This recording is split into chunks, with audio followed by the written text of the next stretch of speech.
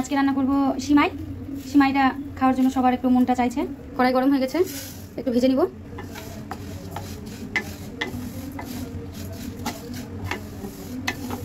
দিব একটু ঘি, ভালো করে ভেজে নিব। ভাজা হয়ে গেছে, এবার দুধটা দিয়ে দেবো।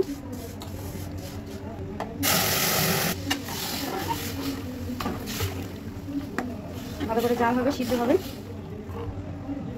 এটা ফুটছে, দুটো এলাচ দিয়ে দিব, এতে সেন্টটা খুব সুন্দর করবে।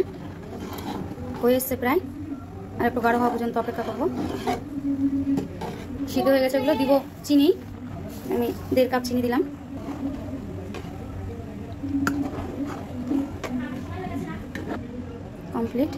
কমপ্লিট হয়ে গেল। এখন বাটিতে করে পরিবেশন করে দেবো।